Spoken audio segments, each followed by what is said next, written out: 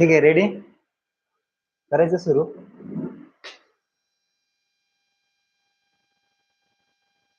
वय आहेत सगळ्यांकडे. काय म्हणे असं तरी टाइमपासच होणार आहे.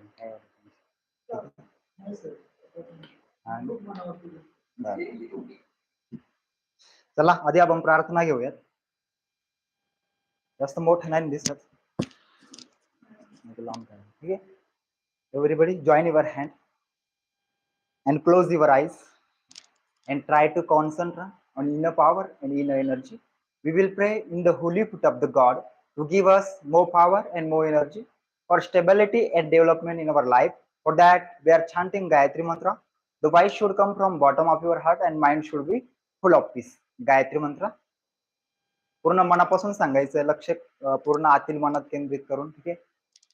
ओम भूर्भुवस्वः तत्सवितुर्वरेण्यं भर्गो देवस्य धीमहि धियो यो नः प्रचोदयात्. Om Shanti. Okay, rub your hand, move around your face, open your eyes with precision. गरज नसेल तर फॅन बंद करा, डिस्टर्बन्स.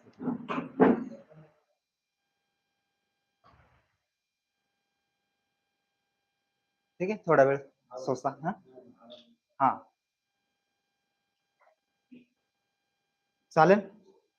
तर आज आपण लेक्चर आपलं घेण्यासाठी आपल्याला एक दोन विषय डोक्यात होते. एक म्हणजे चालू घडामोडी, जसं फळ्यावर लिहिलं. दुसरं म्हणजे माझं असं डोक्यात होतं की तुमचे काही जर प्रश्न असतील आपण प्रश्न उत्तरे पण घेऊ शकत होतो. ठीक आहे. तू योगेशची बहीण का? अच्छा, कितवीला आहेस? अच्छा, 10वीला तरी येते. कुठे आहे? बरं. आणि प्रश्न उत्तरे जर तुमचे काही प्रश्न असतील, अभ्यास कसा करावा किंवा जीके वाढवण्यासाठी काय करायचं, कसा अभ्यास करायचा, मॅथ्स साठी काय करायचं, त्याच्यानंतर करंट अफेअर्स साठी काय करायचं, किंवा माझा अभ्यास होत नाही किंवा मग चांगला इफेक्टिव्ह अभ्यास, काही तुमच्या अभ्यासाविषयी जर प्रश्न असले, स्कोर कसा वाढवायचा वगैरे, गो. ठीक आहे.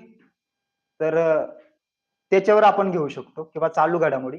आणि दुसरं म्हणजे माझ्या डोक्यात असं होतंय की आपण गेल्या 3 महिन्यापासून जे लेक्चर घेतोय म्हणजे जीएस चे किंवा मॅथ रिझनिंग पण आहे, मॅथ रिझनिंग घटकाभर सोडून देऊ, मराठी व्याकरणही सोडून देऊ. जीके मध्ये आपण जेवढं काही शिकवलंय आतापर्यंत, जो काही सिलेबस, जो काही सोर्स शिकवलाय, त्याच्यापैकी आपण टीआरटीआयचे जे एक्झाम झाले, tribal research development centre, Maharashtra गव्हर्नमेंटचं जे असतं, आदिवासी मुलांना मोफत ते स्पर्धा परीक्षा किंवा इतर MSCIT टायपिंग अशा पद्धतीचे कोर्सेस उपलब्ध करून देत असतात. मग त्याच्यासाठी एक सीईटी घेतात ते. मग युपीएससी साठी पण सीईटी घेतात, एमपीएससी साठी घेतात. त्याच्यानंतर PSI STI कंबाईन साठी पण यावर्षी त्यांनी चालू केलं आणि ग्रुप सी साठी चालू केलं. अशा 4 एक्झाम मध्ये जवळपास आपले ना 90 प्लस प्रश्न आले, म्हणजे आपण इथं शिकवलेले. म्हणजे 90 प्लस प्रश्न आले, म्हणजे 4 एक्झाम मधून, म्हणजे 100 मार्काचे, म्हणजे 400 पैकी मग ते मॅथ रिझनिंग पण येतं बाकीचं त्याच्यात. वेगळं सिलेबस सोडलं तर नुसतं जीके मध्ये आपले 90 प्लस, म्हणजे मी आता स्क्रीनशॉट काढले, टोटल 97 स्क्रीनशॉट काढले मी याचे. ठीक आहे, तुम्हाला पाठवलं ग्रुपवर. ठीक आहे. तर आपण ते पण डिस्कस करू शकतो, म्हणजे कसे कसे प्रश्न आलेत आणि तुम्ही खरंच हे शिकवलं होतं का. एकतर तो मुद्दा आपण घेऊ शकतो, एकतर चालू घडामोडी किंवा क्वेश्चन आन्सर आपल्याकडे आहेत 2-3 मुद्दे. तर मला असं वाटतं आपण आहे ना ते क्वेश्चन आन्सरच घ्यायला पाहिजे. कारण काय होईल की हा प्रश्न आला असं आपल्याला लगेच म्हणजे रिव्हिजन पण होईल आणि याच्यावर हा किती टॉपिक किती महत्वाचा होता ते पण कळेल. आणि नुसतं टीआरटीआयला आलं म्हणजे ते काय ऑथेंटिकच आहे. समजा जरी गव्हर्नमेंट एक्झाम नसली तरी एक सीईटी म्हणून, कारण ते सिलेबसला धरूनच त्यांनी सगळं पॅटर्न सेट केलाय. आणि मग युपीएससीचं त्यांनी युपीएससी लेवल थोडी कमी होती, पण युपीएससीचा पॅटर्न म्हणजे 4-5 स्टेटमेंट वगैरे, एमपीएससीचे 4-5 स्टेटमेंट, त्याच्यानंतर कंबाईन आणि ग्रुपसी थोडंसं सोपं होतं. पण मग बरेच प्रश्न आपल्या गणेश सरांनी शिकवलेले किंवा मी शिकवलेले प्रश्न थेट आले होते बरेच. ठीक आहे. तर मला वाटतं तेच आपण डिस्कस करू. चालेल. ठीक आहे.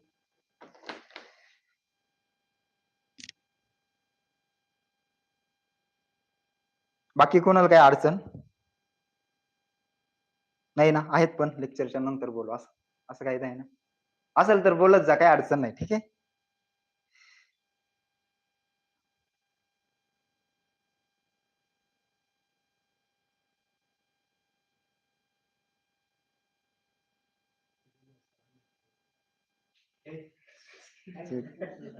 टाका ना.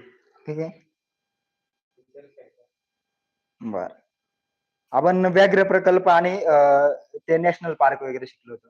त्याच्यावर एक प्रश्न आलाय. पण थेट शिकवलं होतं की मला थेट माहित नाही, पण डार्क स्काय पार्क असं कुठला नॅशनल पार्क किंवा व्याघ्र प्रकल्प डार्क स्काय पार्क आहे असं मी वहीत लिहून दिलंय का? किंवा शिकवलं होतं का? त्याच्यावर एक प्रश्न आला होता की खालीलपैकी कुठला नॅशनल पार्कला डार्क स्काय पार्क म्हणजे म्हणतात, असा प्रश्न आला होता. तर शिकवलं होतं का मी? साधारण व्याघ्र प्रकल्प नॅशनल पार्क आपला टॉपिक झालाय, त्याच्यावर मी हा मुद्दा लिहून दिला होता का? म्हणजे मला तर आठवत नाहीये. नाही लिहून दिला, ठीक आहे, असो. पण आपण घेतलं होतं. आता पुढचं मी जे डायरेक्ट थेट घेतलेत ते विचारतो, ठीक आहे.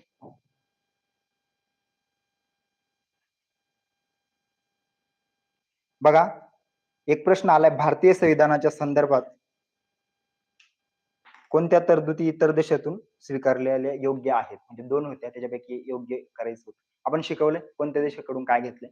तर मूलभूत हक्कांची सनद प्रश्न आला होता. मूलभूत हक्कांची सनद आणि त्यांनी उत्तर पण पुढे म्हणजे दिलं होतं, बरोबर का रॉंग ते तुमच्यावर आहे. तर ही आपण त्यांचं म्हणण्यानुसार अमेरिकेकडून घेतलं होतं. काय? अमेरिका. आणि एक दुसरी जोडी दिली होती त्यांनी. दुसरी जोडी दिली होती मूलभूत कर्तव्य.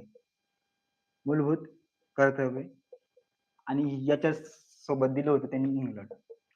तर ऑप्शन होते खालीलपैकी कोणतं बरोबर आहे, दोन्ही बरोबर आहे, एक बरोबर आहे, वरचं हे बरोबर आहे किंवा हे बरोबर आहे, दोन्ही बरोबर आहे किंवा कोणतंच नाही, असं होतं. तर याच्यापैकी काय येईल प्रश्न बरोबर? एक नंबरचं, ठीक आहे. आपण शिकवलं होतं, आलं, ठीक आहे. तर मग इतर एक्झाम मध्ये पण येऊ शकतं, असं काही नाही का याच्यात आलं तर, ठीक आहे. हा प्रश्न थेट आला होता, आपण म्हणजे लेक्चर केला असेल तरी सुटू शकतो. आणि तुम्हाला म्हटलं होतं मला लेक्चरचा भरपूर फायदा झाला. माझा अभ्यास तर होताच, पण रिव्हिजन झाल्यामुळे मला डायरेक्ट व्यवस्थित मार्क पण व्यवस्थित आले, माझं होऊन जाईल आता, ठीक आहे. तर त्याच्याबद्दल पण कुणाला काही सांगायचं कसे एक्झाम असतात वगैरे, म्हणजे ग्रॅज्युएशन झाल्यावर तुम्हाला थोडंसं एक आयडिया राहील. टीआरटीआय आहे ना, टीआरटीआय नावाची एक संस्था आहे, किंवा एसटी समाजासाठी बार्टी नावाची आहे.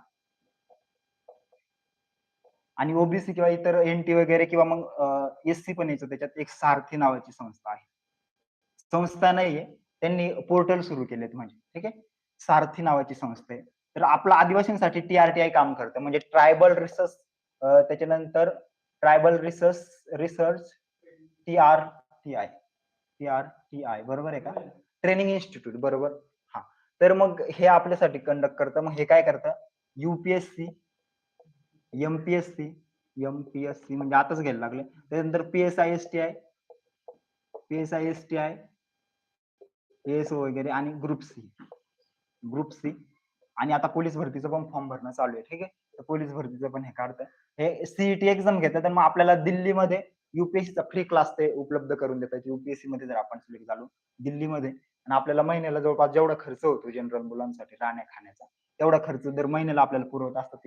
यावर्षी 13,000 आहे प्रत्येक महिने वर्षभर, म्हणजे 11 महिने आपल्याला 13,000 भेटणार. आणि प्लस क्लास फ्री, आणि 18,000 पुस्तकांसाठी भेटणार एक असं. आणि एमपीएससीचं पण तसंच आहे, क्लास फ्री 10,000 प्रत्येक महिन्याला भेटणार आणि 18,000 पुस्तकांसाठी. पीएसआयएसटीआयचं पण सेम आहे, पण 6 महिने 10,000 प्रत्येक महिन्याला भेटणार, आणि एक चांगला फ्री क्लास भेटणार. आणि 18,000 इथं 12,000 पुस्तकांसाठी, याला 12,000 पुस्तकांसाठी, याला पण 10,000 आहेत.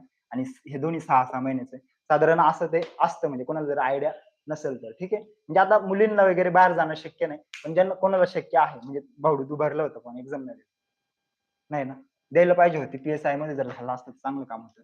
तर साधारण याच्यामध्ये आपलं हे नाही महत्वाचं, म्हणजे सध्या त्याच्यावर चर्चा करण्यात काही पॉईंट नाही. पण आपले प्रश्न कोणकोणते आले होते शिकवलेले, ठीक आहे. आता आपण ते संस्थेला पाठवलं, आलेले प्रश्न त्यांना पण कौतुक वाटलं, म्हणजे नाही का, म्हणजे कुठेतरी आउटपुट निघाला तर सांगायला पाहिजे, ठीक आहे. तर आमचे इथे असं झालं, ठीक आहे. तर पुढचा प्रश्न आपण बघू. शक्यतो 90 प्रश्न तर आपले होणार नाही पाहून. बघा, शिक्षणाचा हक्क कोणत्या घटना दुरुस्तीद्वारे भारतीय संविधानामध्ये जोडला झालं होतं? शिक्षणाचा हक्क, मूळ संविधानात नव्हता सुरुवातीला. मग त्याच्यासाठी आपल्याला नवीन हक्क टाकावा लागला, मग नवीन काहीतरी गोष्ट ऍड करायची म्हटल्यावर घटनेत दुरुस्ती करावं लागणार आहे. मग कितवी घटना दुरुस्ती आपण केली? ऑप्शन देऊ का? किती थांबा, तुम्हाला ऑप्शन देतो. 42 नाहीये, 72 बी आहे, 76 बी आहे, 82 आहे आणि 86 आहे. आता येईल बरोबर तुमचं. इकडे का नाही बसत? तुम्हाला उपवास आहे का लेक्चरचा? चला बसा. झालं होतं, विसरले असेल तर रिव्हिजन तरी होईल. 86 बरोबर. 86 वी घटना दुरुस्ती आपल्याला करावी लागली शिक्षणाचा हक्क ऍड करण्यासाठी. इथून जा. ठीक आहे, शिकवलं होतं, आलं. ठीक आहे, साधारण युपीएससी ला का एमपीएससी ला आलेला प्रश्न. ठीक आहे, 2 प्रश्न तर झाले आपले. लिहून घ्या बरं का, जर रिवाइज होत नसेल ना तर हे रिपीटेड लिहून घेतलं तरी चालेल. एक मिनिट, इकडून ये.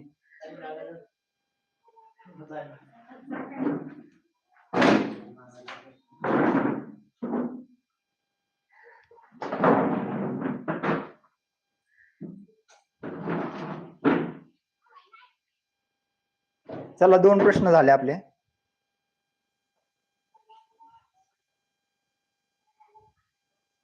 बघा, मूलभूत कर्तव्य गणेश सरांनी शिकवलेत. ठीक आहे, आता हे ग्रुप सी चे प्रश्न बघतोय, नंतर ग्रुप बी चे बघू, नंतर एमपीएससी, नंतर युपीएससी असा सिक्वेन्स आहे. त्याच्यामुळे हे जास्त सोपे ग्रुप सी चे, म्हणजे वन लाईनर आहेत. ठीक आहे, आता याची पण संविधान दुरुस्ती विचारले, म्हणजे मोठा प्रश्न आहे पण मी तुम्हाला लिहून देतो फक्त. मूलभूत कर्तव्य कितवी घटना दुरुस्ती असं त्यांनी विचारलं होतं, मोठं विचारलं होतं. तर कितवी संविधान घटना दुरुस्ती कुणी सांगेल डायरेक्ट बिना ऑप्शनचं? सुवर्ण सिंग समिती द्वारे आपण ते टाकले. ठीक आहे, मूलभूत कर्तव्य. आणि कितवी? 42वी घटना दुरुस्ती. बरोबर. तरी इथे तुम्हाला ऑप्शन दिले होते 40वी, 36वी, 42वी आणि 46वी. तर 42 बरोबर आहे सगळं. ठीक आहे, 42 म्हणजे 42. ठीक आहे, 3 प्रश्न झाले. कोणाला जर लिहायचं असेल तर लिहून घ्या, रिवाइज होईल. चालेल, हे सोपंच आहे, पण मग सोपेच आले होते. मग आता पोलीस भरतीला तर असंच विचारतात ना, सोपेच विचारतात. समजा चंपारण्य सत्याग्रह शिकवला होता गणेश सरांनी, म्हणजे गणेश सर आता हॅट्रिक मारून जाईल, म्हणजे भाऊ खाऊन जाईल गणेश सर. ठीक आहे, जास्तीत जास्त प्रश्न आले त्यांचे. ठीक आहे, पुढचा आहे चंपारण्य सत्याग्रह. आता गांधीजींनी ज्यांना लिहायचं त्यांनी लिहून घ्या, रिकामी जागा होती. टिंब म्हणजे डॅश डॅश मध्ये चंपारण्यात गेले आणि गांधीजींनी चंपारण्यात शेतकऱ्यांना संघटित करून सत्याग्रहाच्या मार्गाने आंदोलन केले. तर कधी केले ते? ऑप्शन देऊ. 1913, 1915, 1917, 1919. बरोबर, सगळ्यांना वाटतं 1917. 1917 बरोबर आहे. तुम्हाला माहितच आहे 13चा काय संबंध नाही. 9 जानेवारी 1915 मध्ये गांधीजी भारतामध्ये आले, एंटर झाले. ठीक आहे, तो 9 जानेवारी म्हणजे प्रवासी दिन पण आपण म्हणतो, ते पण येऊ शकते. मग 17ला काय झालं, पहिला सत्याग्रह त्यांनी चंपारण्य केला. नंतर 18ला कुठे गेले ते, सॉरी, चंपारण्य पहिला केला बिहारमध्ये, आणि 18ला परत अहमदाबाद सत्याग्रह केला गिरण्यांचा, आणि परत खेडा पण 18लाच केला. ठीक आहे, 19ला जालियनवाला बाग हत्याकांड झाला, तेव्हा सर पदवी कोणी त्याग केला? रवींद्रनाथ टागोर. आणि गांधीजींनी पण काहीतरी त्याग केला होता का? महात्मा कोणती पदवी त्याग केली होती 19ला? हिंद केसरी, हिंद काय असं काहीतरी का?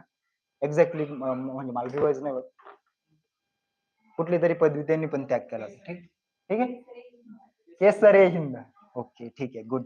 तर आहे ना, कितवा प्रश्न झाला हा? 4 प्रश्न झाले. शिकवलं होतं, आलं म्हणजे थेट. हे बघा, म्हणजे याचा काही यूज नाहीये किंवा युजलेस या गोष्टी शिकवतात असं काही नाहीये. म्हणजे आपण अभ्यास करतो ना, एखादा आपल्याला सांगतो ना, ते आपल्या माइंड मध्ये जास्त सेट होत. मला सुद्धा म्हणजे लेक्चरचा फायदा झाला. मी म्हणजे असं साईडला बसून अभ्यास करू शकतो, असं मग मला माहित होतं त्याचं इम्पॉर्टन्स काय. ठीक आहे, पुढचं आहे इंग्रज मराठा युद्ध शिकवले होते तुम्ही. बघा, आता ते बरोबर आलं तर आलं, म्हणजे एवढं काही इंग्रज मराठामध्ये जास्त आपण घुसत नाही. ठीक आहे, पण सरांनी ते शिकवलं होतं म्हणून ते क्रेडिट त्यांना जातं. ठीक आहे, तर पहिले इंग्रज मराठा युद्ध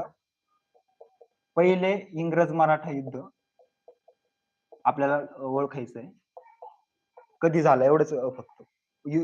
युद्ध, मराठा युद्ध, रिकामी जागा होती, डॅश मध्ये मध्ये संपुष्टात आले किंवा संपले.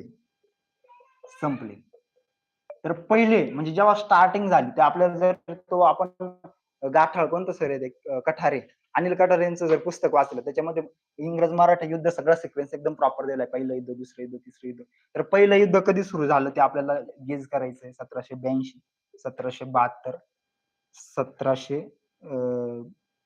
1762 आणि 1792. सांगा, तुम्ही नाही सांगितलं तरी गणेश सर सांगतील. तुम्हाला 1772 वाटतं, अजून 1782, अजून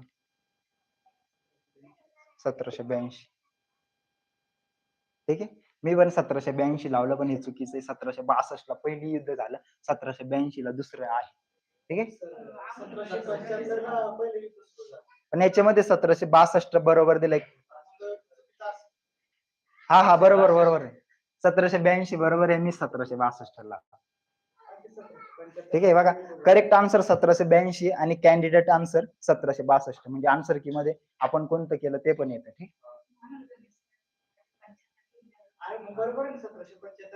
1775 ला सुरू झाला नाही तर संपले. प्रश्न काय आहे? संपले.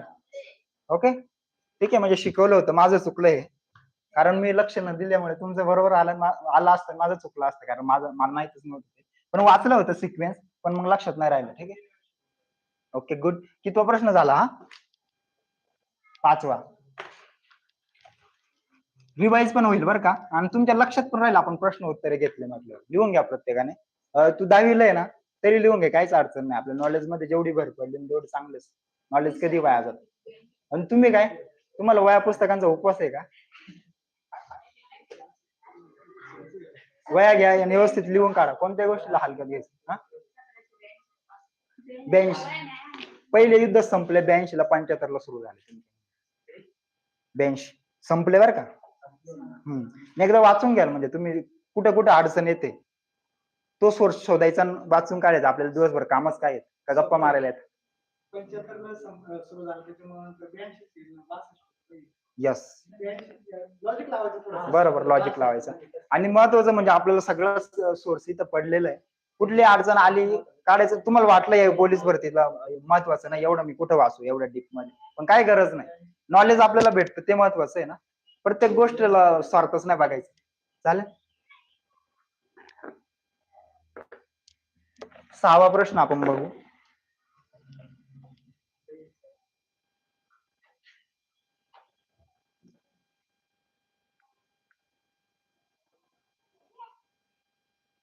आता आहे ना, पालघरच्या उठावावर एक प्रश्न आला होता. तुम्ही शिकवलं होतं पालघरचा उठाव नव्हता, पण त्यांनी त्याच्यातले डायरेक्ट व्यक्ती विचारले होते खालीलपैकी, म्हणजे काशीनाथ हरी, त्याच्यानंतर गोविंद गणेश ठाकूर वगैरे. तर हे पालघरच्या उठावातील लोक होते. तर हे शिकवलं नव्हतं बहुतेक, जाऊ दे तो आपण सोडून देऊ. त्याच्यानंतर डॅश डॅश मध्ये दुसरा बाजीराव पेशव्याने इंग्रजांशी तैनाती फौजेचा करार केला. डॅश डॅश मध्ये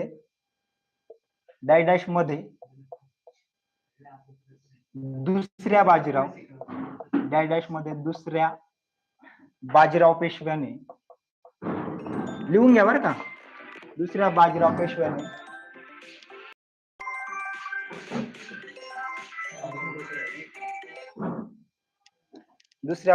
पेशव्याने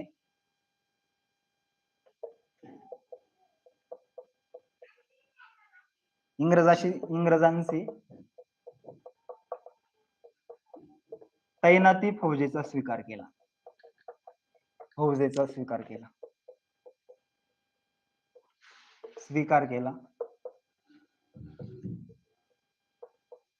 ठीक आहे, स्वीकार केला. तर कोण असेल? सॉरी, डॅश डॅश मध्ये म्हणजे सन किती असेल माहिती आहे?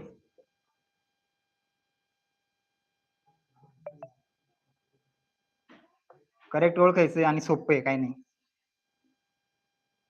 तैनाती फौजेचा स्वीकार केला म्हणजे ते मराठ्यांवर तैनाती फौज लागली कोणत्या वर्षी? 1818 ला तर मराठी संपुष्टात आलं. म्हणजे इथं हे संपलं डायरेक्ट. कोणाला वाटतं 1802? ठीक आहे, 1802 बरोबर आहे. 1805 ला काय झालं होतं?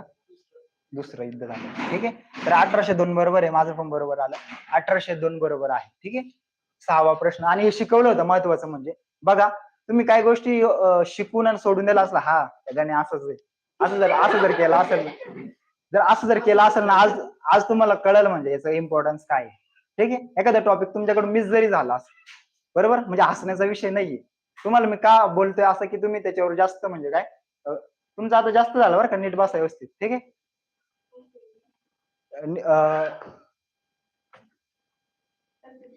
ठीक, पालघर उठव सांगू का?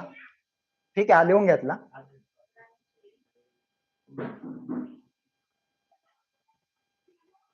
झालं लिहून?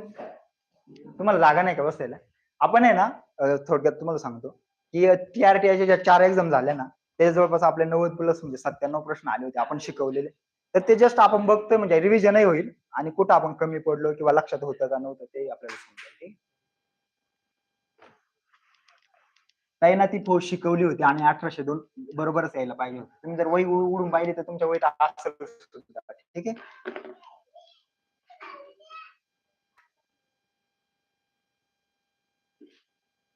चला पुढचं ते पालघरचं सांगतो मी.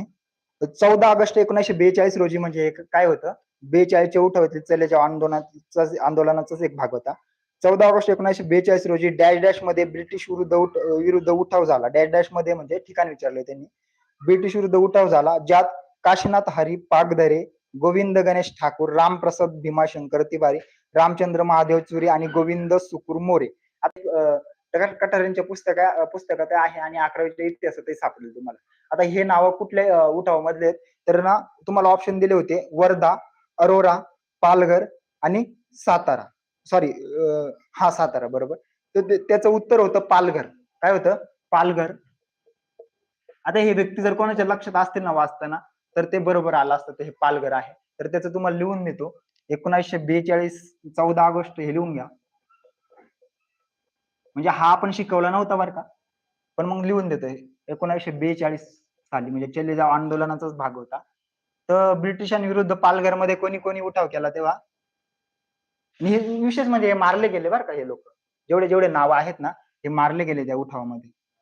मग तुम्हाला विचारलं जाईल खालीलपैकी कोण व्यक्ती मारले गेले पालघरच्या उठावामध्ये, असं पण प्रश्न फ्रेम होतो. शक्यतो हा कंबाईन लेवलचा जास्त म्हणजे हा कंबाईन साठी जास्त महत्वाचा प्रश्न आहे. कंबाईनला असा प्रश्न येईल किंवा ऍज इट इज हाच प्रश्न येऊ शकतो. ठीक आहे, काशीनाथ हरी पागधरे लिहून घ्या. पोलीस भरतीला येईल नाही येणार सांगता येत नाही, शक्यतो नाही येत असे प्रश्न पोलीस भरती. पण कोणाला जर कंबाईन करायचे असेल ना, तर हे डायरेक्ट लिहूनच घ्या. डायरेक्ट व्हेरी IMP क्वेश्चन आहे. काशीनाथ हरी पागधरे, गोविंद गणेश ठाकूर, गोविंद गणेश ठाकूर, ठीक आहे, गोविंद गणेश ठाकूर, रामप्रसाद भीमाशंकर तिवारी, रामप्रसाद भीमाशंकर तिवारी, भीमाशंकर तिवारी. आणि पुढचं आहे शेवटचं, रामचंद्र महादेव चुरी. आता एकही नाव आपल्याकडचं असं वाटत नाही, पण हे नाव आता ना लक्षात ठेवा. एकही आडनाव आपल्याकडचं वाटत नाही. आपल्याला काहीतरी वाटलं तिकडे वर्धा बिरधा किंवा मग अमरावती साईडचे वाटतात आपल्याला. तर त्याच्यानंतर गोविंद सुकुर मोरे, गोविंद गोविंद सुकुर मोरे, एवढे जण पालघरच्या उठावात 1942 मध्ये मारले गेले होते. ठीक आहे, म्हणजे आपल्या थोडक्यात यांचं पण योगदान आहे आपल्या भारताला स्वतंत्र करण्यामध्ये. शक्यतो हे आदिवासी लोक असतील, आदिवासी वाटतात. हत्तीवारी तर ब्राह्मण असेल, ब्राह्मण किंवा मग काहीतरी वेगळे असतील. ठीक आहे, हा मग आदिवासी नाही सांगता येईल आपण, एक्झॅक्टली नाही सांगू शकत. ठीक आहे, पण हे लोक मारले गेले. ठीक आहे, झालं लिहून. ठाकूर, ठाकूर पण असू शकतात दुसरे लोक, पण पालघर म्हटल्यावर शक्यतो आदिवासींनीच उठाव करायला पाहिजे, म्हणजे आदिवासीच असतील असं वाटतंय म्हणजे. ठीक आहे, एक भौगोलिक याच्यावरून.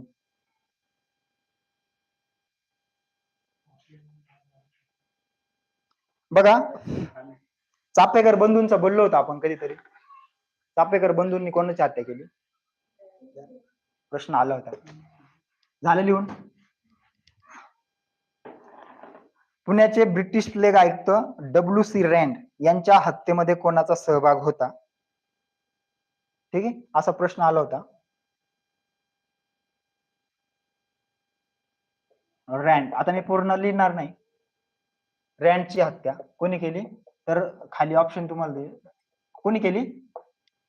चाफेकर बंधू. हा प्रश्न आला होता.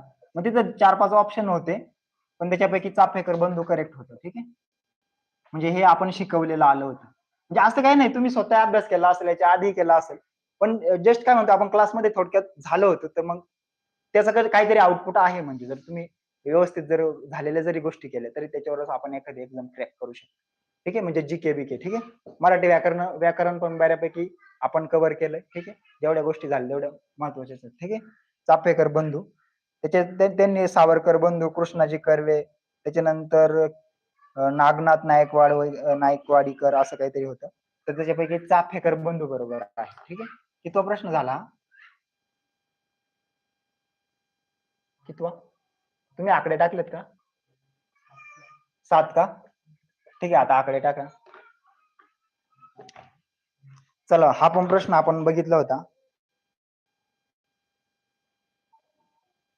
शिकवलं होतं Ganesh sir Chaphekar Rand. Okay, okay. Anant कान्हेरेंनी कोणाचा फोन केला? कुठले होते ते? नाशिक. अजून उधम सिंगांनी कोणाची हत्या केली? सरदार उधम सिंग. 1940 मध्ये इंग्लंड मध्ये जाऊन मारलं. ज्यांनी 1919 जालियनवाला बाग हत्याकांड जबाबदार होते. जनरल डायर हा याला आदेश दिले होते ओडवायर. त्या ओडवायर होता, त्या ओडवायरची हत्या कोणी केली? उधम सिंगांनी. जनरल डायरची नाही कोणी केली. ठीक आहे, त्याच्यानंतर एक मदनलाल धिंगरा म्हणून पण नाव आहे, त्यांनी कोणीच तरी हत्या केली. कोणाची केली? मदनलाल धिंगरा, त्यांनी हत्या केली.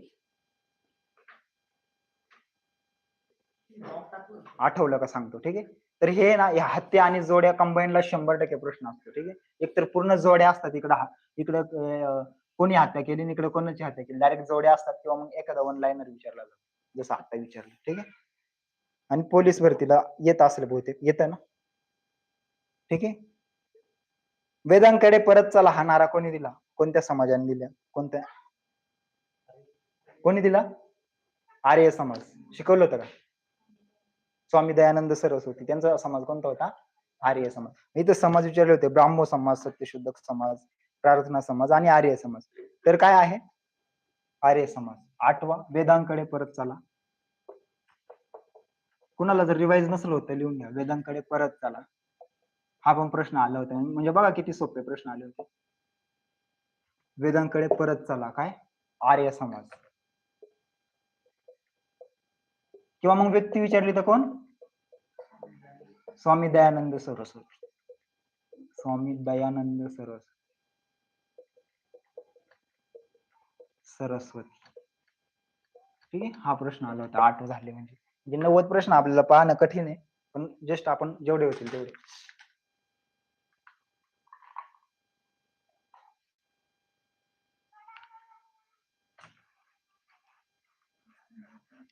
कळलं? पण मग तुम्ही लिहिलं पण पाहिजे ना, वहीवर लिहिलं गेलं गरजेचं. लिहाल ना?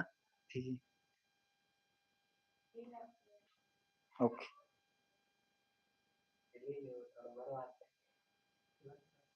बघा, सेम प्रश्न दुसऱ्या परीक्षेमध्ये आला होता, आता तुम्हाला आलंच पाहिजे. पालघर जेवढं खालीलपैकी कोण शहीद झाले नाही? कोण शहीद झाले नाही, बरं का? कुठल्या शहीद झाले नाही? कुठल्या उठावात? पालघर. आणि सेम तेच ऑप्शन आहेत. तर आता तुम्हाला आलं पाहिजे. पहिलं म्हणजे आहे रामचंद्र महादेव चुरी, गोविंद सुपूर, त्याच्यानंतर गोविंद गणेश ठाकूर, अनंत लक्ष्मण कान्हेरे. एवढं सोपं जर असलं तर कोणाला येईल. ठीक आहे, तर हे लगेच दुसऱ्या एक्झाम मध्ये विचारलं. म्हणजे मी तर 4 दिल्या, म्हणजे मी याच्यासाठी दिल्या का म्हणजे प्रॅक्टिस पण होते, आणि महत्वाचं म्हणजे मी युपीएससीच घेईल, कारण मला युपीएससीच जास्त मार्क पडले. म्हणजे मला युपीएससीला आहेत 100 पैकी 65, म्हणजे तसे जास्त नाही स्कोर, पण मग काही पार्ट चुकतो सुद्धा, म्हणजे प्रत्येक मुलांचा. आणि त्याच्यानंतर एमपीएससी ला 62, ग्रुप बी ला म्हणजे PSIST ला आहेत 59 आणि ग्रुप सीला आहेत 57. म्हणजे मला ला जास्त आहेत आणि मेन म्हणजे यूपीएससीलाच व्हायला पाहिजे होतं. ठीक आहे. होऊन जाईल. मागच्या वर्षी 62च होते तरी झालं होतं. तर अराउंड 65 आहेत म्हणजे व्हायला पाहिजे. आणि इकडे ना खरं तर हे सोपं होतं. पण मॅथ रिझनिंगकडे जास्त होतं. जास्त प्रॅक्टिस नव्हती माझी. माझ्या एक मित्राला ग्रुप सी मध्ये 71 आहेत डायरेक्ट. पण त्याला इथे 51च आहेत. आणि याला पण काहीतरी त्याला 63 आहेत. आणि इथं कमी आहेत त्याला. म्हणजे यूपीएससी, एमपीएससी मध्ये मला जास्त आहेत, त्याला कमी आहेत. असं. परसरामला बँकिंग मध्ये डायरेक्ट 72 आहेत. तो बँकिंगची एक्झाम करतो ना तयारी. माहिती आहे ना परसराम? 100 पैकी त्याचं बँकिंग मध्ये होऊन जाईल. तर पालघर शहीद झाले नाही तर अनंत कान्हेरे. ठीक आहे. लगेच प्रश्न दुसऱ्या याच्यावर आला होता.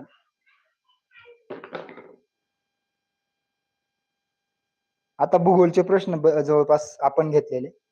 तुम्हाला लिहूनच देतो आता हा. 66 पॉईंट म्हणजे 66.5 अंश. हा. उत्तर अक्षवृत्त. उत्तर म्हणजे काय? वरती असतं ना अक्षवृत्त. आता हे मी बरेच वेळा शिकवले. डॅश डॅश म्हणून ओळखले जाते.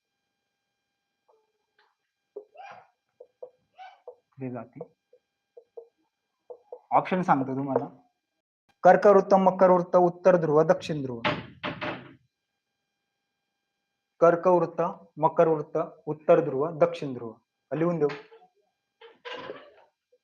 कर्कवृत्त, मकरवृत्त, हे मी शिकवलंय आणि चुकले नाहीच पाहिजे बरं का तुम्ही आता. नो ऑप्शन, चुकीला माफी नाही. उत्तर ध्रुव, उत्तर ध्रुव वृत्त. ठीक आहे. व्हिडिओ व्यवस्थित चालू आहे. ठीक आहे. त्याच्यानंतर दक्षिण ध्रुव. सांगा बरं मुलींनो, तुम्ही जास्त रेग्युलर होते. हे आलंच पाहिजे कारण मी बरेच वेळा शिकवलं. ठीक आहे. इकडे बस ना, म्हणजे उत्तर देशील. काय आहे? कर्कवृत्त, मकरवृत्त, उत्तर ध्रुव आणि दक्षिण ध्रुव. चुकलं नाही पाहिजे. म्हणजे तुम्हाला एवढा वेळ लागतो याचा अर्थ तुमची कॉन्सेप्ट क्लिअर नाहीये. बरोबर. एक ऑप्शन कुठलं तरी चूज करा, मग मी सांगतो. कर्कवृत्त. अजून कोणाला वाटतं? अरे बाबा, कर्कवृत्त 23 वर आहे आणि ते भारतातून जातं 23.5. तर कसं काय 66 वर येईल? मग मकरवृत्त दक्षिणला 23.5 आहे. हे कर्कवृत्त भारतातून जातं उत्तरला 23.5, मकरवृत्त दक्षिणला 23.5, उत्तर ध्रुव 66.5 ला, दक्षिण ध्रुव दक्षिणेला 66.5 ला. तर मग उत्तरेला 66.5 म्हणजे उत्तर ध्रुव आहे. ठीक आहे. समजा ही पृथ्वी आहे, तुम्हाला मी बरेच वेळा असं हे काढून दाखवलं. हा विषुवृत्त म्हणजे 0 अंश, 0 अक्षवृत्त. ठीक आहे. मग इकडं किती आहेत? 90 आहेत आणि इकडे 90 आहेत. बरोबर का? तर आहे ना, किती आहेत? बरोबर आहेत ना? तर काय आहे इथं 23 म्हणजे अंशाचा कोन आपण 23.5 इथं समजा सेंटर जर मांडला ना, तर असं जर अंशाचा कोन जो होईल ना, तर 23.5 अंशाचा कोन जो होतो ना, तर याला आपण कर्कवृत्त म्हणतो. इथं 23.5 अंशावर जो होतो ना, त्याला आपण इथं कर्कवृत्त म्हणजे हा भारतातून जातो. कर्कवृत्त. हा 23.5चा मकरवृत्त. खालचा मकरवृत्त आता लक्षात ठेवा. दक्षिणेचा असतो मकरवृत्त, उत्तरेचा असतो कर्कवृत्त. मग हा शेवटला इथं 66.5 येतं. हा उत्तर ध्रुव. उत्तर ध्रुव हाच प्रश्न होता आणि हा दक्षिण ध्रुव. ठीक आहे. आणि आता कर्कवृत्त आणि मकरवृत्त हे 23.5 लाच का ठरवलं म्हणजे? तर त्याचं लॉजिक काय आहे? जेव्हा सूर्य समजा मी उत्तरायण आणि दक्षिणायन शिकवलं होतं ना, सूर्य जास्तीत जास्त इथपर्यंत येतो. इथून आला का परत पृथ्वी फिरत असते. परत तो इकडे यायला सुरुवात करतो. म्हणजे जास्तीत जास्त उत्तरेला तो 23.5 पर्यंत जाऊ शकतो. म्हणजे लंबरूप किरण फक्त 23.5 पर्यंतच पडतात. परत तो इकडं जास्तीत जास्त इथपर्यंत जातो आणि इथून परत येतो. म्हणजे एवढ्या भागामध्ये एकदम कडक सूर्यप्रकाश असतो. म्हणजे लंबरूप पडतो, म्हणजे एकदम थेट. आणि इकडे थोडासा असा तिरपा पडतो, म्हणून इकडे बर्फ पण आहे आणि थंडी पण जास्त आहे. म्हणजे इकडे पण वरती बर्फ आहे, खाली पण बर्फ आहे. आणि इथे सगळ्यात जास्त उष्ण भाग आहे विषुववृत्तामध्ये. त्याच्यामुळे प्रत्येक दिवशी 3 वाजता पाऊस पडतो. आणि इथं जास्त तापमान पण जास्त असतं. इथं हवेचं बाष्पाचं प्रमाण पण जास्त होतं. त्याच्यामुळे इथं काय आहे, हवेचा एकदम कमी दाब तयार होतो. म्हणजे हवेचं म्हणजे त्याच्या मागची कॉन्सेप्ट काय माहितीये का? जिथं हवा गरम होते का, जिथं जास्त तापमान असतं, तिथे हवा गरम झाली का ती आपोआप हलकी होते. एखादी गोष्ट म्हणजे हवा जर हवेचा एक गुणधर्म आहे, गरम झाली का ती हलकी होणार. मग हलकी हवा वर जायला सुरुवात होते. मग हलकी हवा वर गेली का तिथं पोकळी निर्माण होते. म्हणजे तिथं काय होतं, कमी दाबाचा पट्टा तयार होतो. मग अशा वेळेस जिथं तापमान कमी असतं किंवा जिकडे सावली असते, जिकडे थंडावा असतो ना, तिथली हवा गार असते, थंड असते. त्याच्यामुळे ती हवा जड होते आणि तिथं जास्त दाबाचा पट्टा तयार होतो. मग हवेचा एक गुणधर्म आहे की जास्त दाबाकडून कमी दाबाकडे हवा वाहत असते. मग अशा वेळेस ही जर कॉन्सेप्ट आपली क्लिअर असली ना, आपले वाऱ्यांचे बरेच प्रश्न क्लिअर होतात. आता ह्या युपीएससी, एमपीएससी ला असे प्रश्न येतात.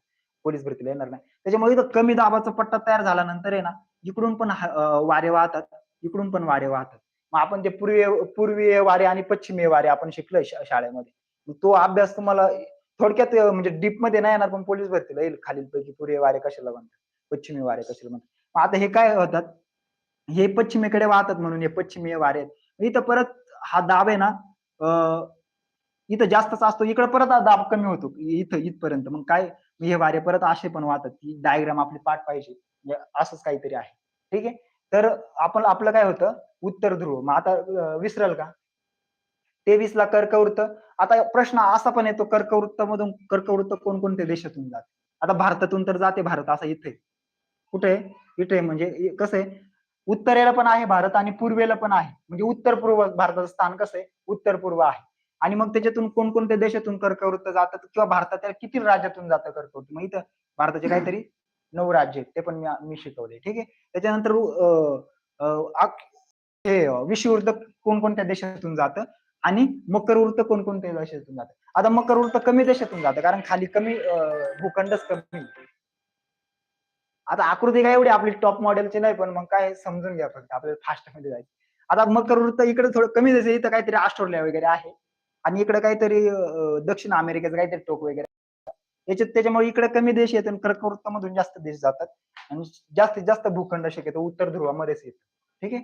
आणि इकडे आहे ना, कमी जमीन असल्यामुळे ना, एक हे पण आहे, इकडे तापमान रेषा म्हणले ना, मेसेज टाकायची सोय पाहिजे होती.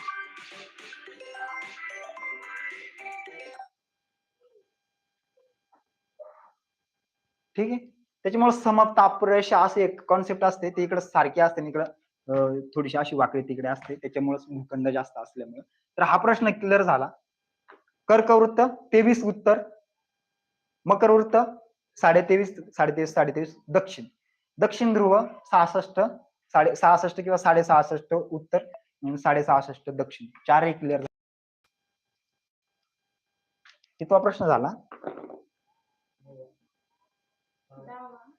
ओके.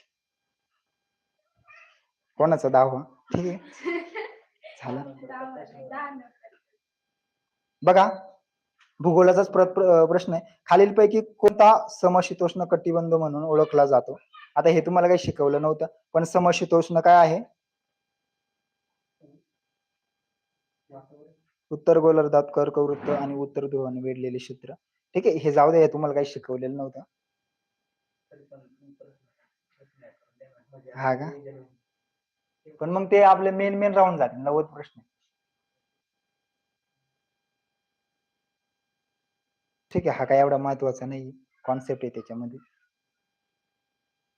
हवेच्याच दाबासंदर्भात खालीलपैकी कोणते विधान बरोबर आहे. पृथ्वीच्या पृष्ठभागालगत हवेचा दाब जास्त असतो, उंचीनुसार तो कमी होत जातो. बघा, ही कॉन्सेप्ट वर 2 स्टेटमेंट आले, शक्यतो युपीएससी एमपीएससी ला येतात. पृथ्वीच्या पृष्ठभागालगत, पृथ्वीच्या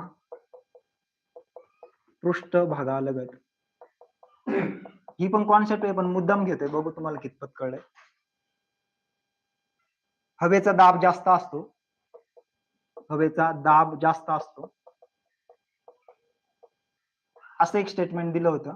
दुसरं स्टेटमेंट होतं, उंचीनुसार तो कमी होतो, उंचीनुसार तो कमी होतो. तुम्हाला ऑप्शन आहे 1 बरोबर, 2 बरोबर, दोन्ही बरोबर आणि दोन्ही बरोबर नाही. आताच मी तुम्हाला सांगितलं, ते जर तुम्हाला कळलं असेल ना, तर हे तुम्ही बरोबर सोडवला. दोन्ही बरोबर आहे, बरोबर आहे. कारण काय आहे, उंचीनुसार हवेचा दाब कमी होतो. हवेचा दाब वरती, म्हणजे जिकडे जास्त तापमान का, म्हणजे वरती गेलं तापमान, म्हणजे अजून वरती कमी आहे थोडस तापमान, पण काय आहे, उंचीनुसार हवेचा दाब कमी होतो आणि खाली जास्त आहे. ठीक आहे, हवेचा दाब खाली असतो. ठीक आहे. तर दोन्ही बरोबर आहे, त्याचं उत्तर पण दोन्ही बरोबर, हेच बरोबर आहे. पोलीस भरतीला हा प्रश्न येणार नाही. खालीलपैकी वैतरणा नदीची उपनदी नाही. आपण वैतरणा नदी शिकलो होतो, एकटीच होती लेक्चरला. ठीक आहे, वैतरणा नदीच्या उपनद्या वगैरे शिकलो होतो. वैतरणा नदी आणि मी ट्रिक्स बनवून दिली होती कसली, खाड्यांची. ही वैत असेल कुठेतरी लिहिलेली. ठीक आहे, तर आता वैतरणा नदीची उपनदी नाही असं म्हटलंय, म्हणजे 3 असतील आणि 1 नसेल. तानसा, सूर्या, पिंजाळ आणि तुला बरोबर एक असं काहीतरी चारी पैकी ऑड वाटेल. ठीक आहे, महानंदा. कोणती नदी उपनदी नाही? सगळे आन्सर देऊ शकता, सगळ्यांसाठी प्रश्न. तुला महानंदा वाटतं? अजून गणेश किती नंबरचा वाटतं? 2 नंबर. ठीक आहे, अभ्यास नाही केला तू, लेक्चरला नाही. तिसरा. ठीक आहे, तर उत्तर आहे महानंदा.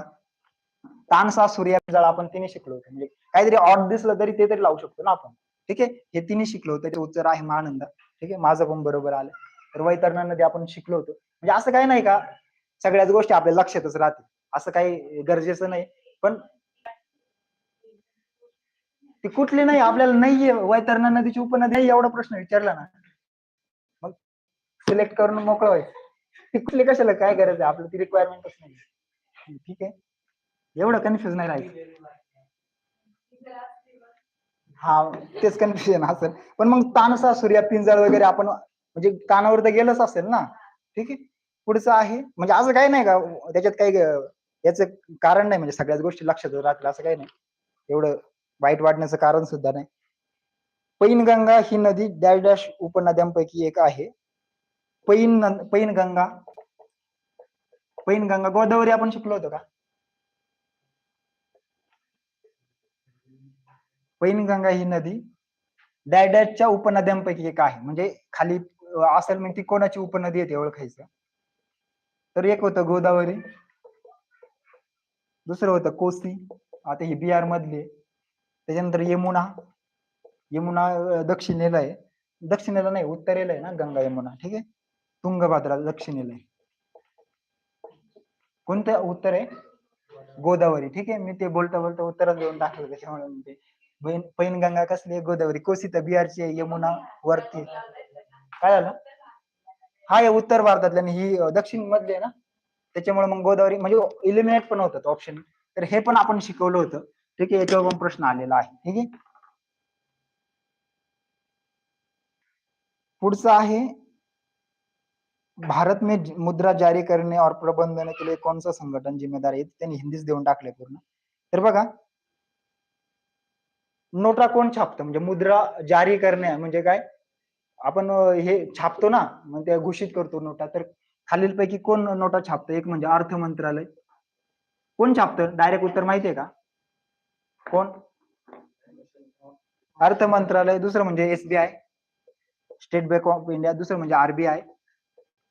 तिसरं म्हणजे security and exchange board, RBI. बरोबर, शिकवलं होतं मी, झालं होतं आपलं. तर हा पण प्रश्न आला. ठीक आहे, काय आला? बरोबर, म्हणजे होतोय फायदा, झालेल्या गोष्टी येतात. ओके, पुढचं आहे भारतीय केंद्रीय अर्थसंकल्प तयार करण्याची आणि सादर करण्याची जबाबदारी कोणाची असते? अर्थसंकल्प मांडण्याची जबाबदारी कोणाची असते? थोडक्यात असंच विचारलंय त्यांनी. अर्थमंत्री. ठीक आहे, तर उत्तर तेच आहे, अर्थमंत्री, भारताचे अर्थमंत्री. मग त्यांनी तिथं RBI पण दिलंय, राष्ट्रपती पण दिले, पंतप्रधान पण दिले, पण RBI. ठीक आहे, प्रश्न हा कितवा लिहिला का? पण लिहून घ्या शक्यतो, काय अडचण नाही. लिहिला का तो? तर हा कितवा येईल आता? 15वा लिहा, अर्थमंत्री. काय मानतो? अर्थसंकल्प. ठीक आहे, पुढचं आहे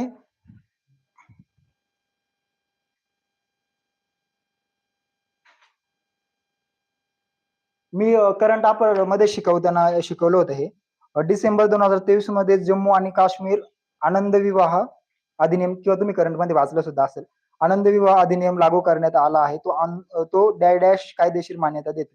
मग तो आनंद विवाह कशाच्या संदर्भात आहे? आंतरधर्मीय विवाह, आंतरजातीय विवाह, शीख विवाह, हिंदू विवाह. काय आन्सर आहे त्याचं? आनंद आनंद विवाह मी शिकवलं होतं आय थिंक, मला वाटतं म्हणजे करंट मध्ये बऱ्याच पुस्तकांमध्ये जर करंटची पुस्तकं वाचली असतील तर, ठीक आहे. तर तो आहे शीख धर्मांसंदर्भात. तर हा प्रश्न आला होता आणि मी असं मला वाटतं, म्हणजे एक्झॅक्टली नाही सांगू शकत तुम्हाला शिकवलं का नाही, पण हे मी शिकवलं होतं. तर शीख धर्माची संबंध आहे. तो आनंद विवाहाचा एक प्रकार आहे, ठीक आहे, त्यांच्यामध्ये केला जातो. तर शीख धर्म आनंद विवाह, ठीक आहे. नसेल शिकवलं तर मग काही हरकत नाही, तुम्ही वाचणं सुद्धा अपेक्षित होतं, ठीक आहे. 16. त्याच्यानंतर पुढचा बघू आपण. हा करंटचा प्रश्न होता. तेलंगणाचे मुख्यमंत्री माहिती आहेत का तुम्हाला?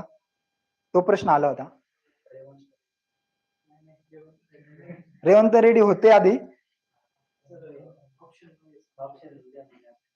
आता एक आहे ते, नाव लय अवघड आहेत, तर ऑप्शन देऊ का डायरेक्ट सांगून टाकू?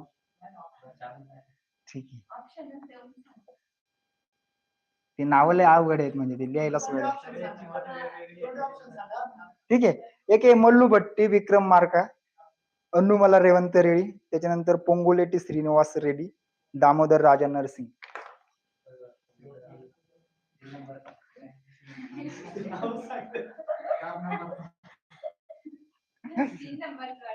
तीन नंबरचं बरोबर आहे, पोंगुलेटी श्रीनिवास रेड्डी असं नाव आहे, ठीक आहे. तेलंगणा मुख्यमंत्री लिहून घ्या.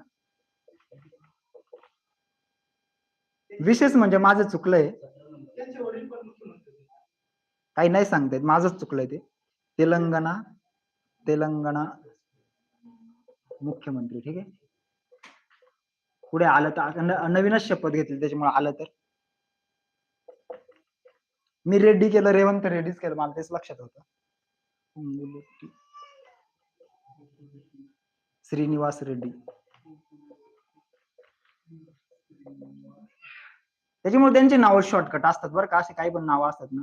आता के एल राहुल जो आहे ना, तो पण साऊथ येते, के एलचं पण काहीतरी वेगळंच नाव, ठीक आहे. किंवा मग पीटी उषाचं ते तर लय खतरनाक नाव आहे. हा, असं असतात म्हणजे नाव, ठीक आहे.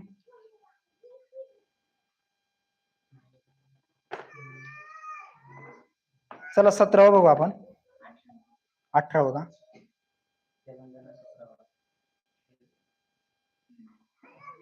बघा, तुम्ही करंट मध्ये जर वाचलं असेल किंवा मी जर सांगितलं असेल ना, मला वाटतं मी सांगितलं, इजिप्तचे राष्ट्राध्यक्ष म्हणून कोणी तिसऱ्यांदा शपथ घेतली?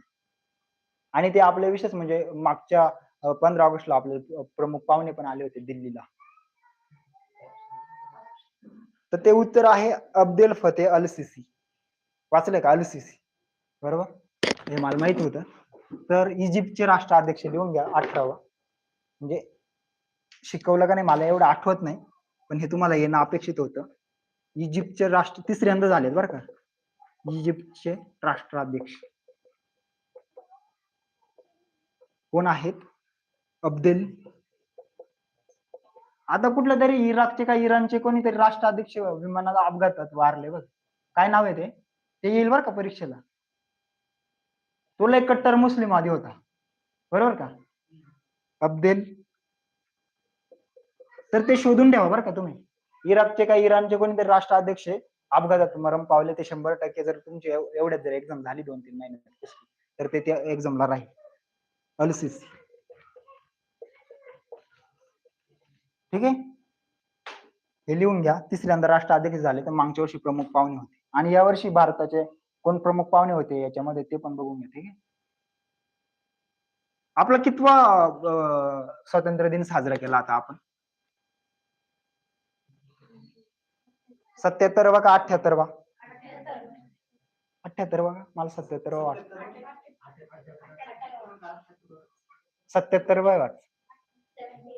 78 आहे का? ठीक आहे, गुड. म्हणजे एकदा कन्फर्म करून घेऊ आपण. ओके, असं आहे का? बरं, ते करून ठेवा, त्याच्यावर प्रश्न येईल. हा, अहमदनगर जिल्ह्याचे नामकरण पण आले होते, तर काय नाव ठेवलंय अहमदनगर जिल्ह्याचं नाव आता? ते पण आलं होतं, आपण ते पण बघितलं होतं बरोबर. प्रश्न पण आला होता. अहमदनगर, म्हणजे ते प्रश्न मोठा विचारला होता. मार्च 2024 मध्ये महाराष्ट्र मंत्रिमंडळाने अहमदनगर जिल्ह्याचे डॅश डॅश म्हणून नामकरण करण्यास औपचारिकपणे मान्यता दिली, असा प्रश्न आला होता. तर ते काय आपल्याला त्याच्याशी घेणं नाही. अहमदनगरचं केलंय अहिल्यानगर. अहिल्यानगर ठीक आहे. अहिल्यानगर, अहिल्या देवी कशाला अहिल्यानगर, ठीक आहे. ठीक आहे, तुझं म्हणणं बरोबर आहे. पण अहिल्यानगर एवढं लक्षात ठेवा. आणि ते धाराशिव वगैरे ते कुठलं केलंय? उस्मानाबादचं धाराशिव. अजून कुठलं बदललंय? छत्रपती संभाजी, उस्मानाबाद, दिल्लीचा. ठीक. तर हा पण प्रश्न आपण बघितला होता, ज्याच्यातला आलेला आहे. बघा, दांडपट्टा हा कोणत्या राजाचं शस्त्र आहे? राज्यशस्त्र कुठल्या राजाचं आहे दांडपट्टा? म्हणजे जसं आपलं राष्ट्रीय फळ, राष्ट्रीय फुल जसं आहे राष्ट्रगीत वगैरे, आपण दांडपट्टा या शस्त्राला, शस्त्र जसं शस्त्र आपण युद्धांसाठी वापरतो ना, तर मग ते शस्त्र म्हणून कोण आहे? तर त्याचं उत्तर आहे महाराष्ट्र. तर मग ते पण आलं होतं, हे पण आपण बघितलं होतं. ठीक आहे.